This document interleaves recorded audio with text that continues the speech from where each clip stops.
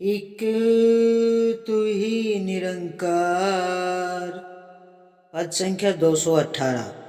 मुश्किल है कि बंदा कोई तेरी रहमत के गुण गाए। मुश्किल है कि बंदा कोई तेरी इच्छा से टकराए। मुश्किल है कि बंदा कोई मुनकर होके भी सुख पाए। मुश्किल है कि बंदा कोई बिना गुरु के बख्शा जाए। ढेर घास का कितना भी हो एक चिंगारी भस्म करे।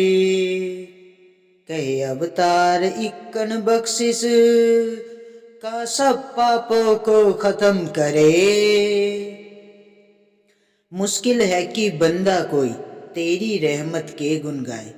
सत्संग जी, ये दातार निरंकार, ये आदि अनंत है। इसकी महिमा का जिक्र आज तक कोई भी गुणगान कर ही नहीं पाया है सत्संग जी। ये तो निरंकार कण कण में समाया है सत्संग जी। इसका कोई और छोर नहीं है सत्संग जी। इस जैसे समुंदर होता है ना, समुद्र का कोई भी किनारे का आप अनुमान लगा ही नहीं सकते सत्संग जी। मुश्किल है कि बंदा कोई तेरी इच्छा से टकराए। सत्संग जी, बहुत ही मुश्किल है कि कोई बंदा इसकी इच्छा के आगे से टकरा जाए सत्संग जी। क्योंकि सत्संग जी जो करता है ये निरंकार, ये प्रभु परमात्मा ही करता है। इसकी इच्छा के बिना एक पत्ता भी नहीं हिलता है सत्संग जी। मुश्किल है कि बंदा कोई मुनकर होके भी सुख पाए। सत्संग जी, कोई ऐसा बंदा नहीं है जो इससे मुंह मोड़ के सुख पा जाए। दुखी मिलते हैं क्योंकि ये संसार ही माया का बना हुआ है। बिगर गुरु के इंसान भटकता रहता है, इसमें उसे कोई सुख की प्राप्ति होती नहीं है। जब इस प्रभु परमात्मा के चरणों से जुड़ जाता है तो उसे इन सुखों का है ना बहुत ही आनंद मिलता है सत्संग जी। मुश्किल है कि बंदा कोई बिना गुरु के बख्शा जाए। सत्संग जी, कोई भी बिगर गुरु के बख्शा नहीं जाता है।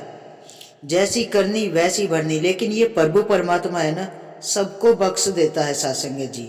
ये निरंकार कभी किसी से भेदभाव नहीं करता है। ये तो सबको बख्शी से बांटता है सत्संग जी।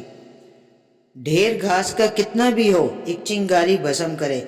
सत्संग जी, आप देखते हो ना कितने ऊंचे से ऊंचे घास का ढेर लगा लो, लेकिन इतने बड़े घास को एक ही चिंगारी, पूरी चिंगारी ऐसे आग लगा देती है कि मतलब सारी घास ढेर हो जाती है, राख हो जाती है सत्संग जी, भस्म हो जाती है बिल्कुल।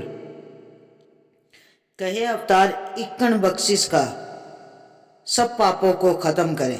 सत्संग जी, ये प्रभु परमात्मा यही तो कहता है कि आ जाओ मेरे चरणों से जुड़ जाओ। ये तो सबको बख्श देता है सत्संग जी। कितना बड़े से बड़ा पापी हो, कितना बड़े से बड़ा गुनाहगार हो, उसको भी बख्श देता है सत्संग जी। क्योंकि ये तो सदगुरु महाराज है, ये सबके लिए एक ही समान है, एक ही दृष्टि से देखता है सबको। छोटा बड़ा, ऊंच नीच कोई भेदभाव नहीं देखता है। ये किसी के अवगुण नहीं चितारता है।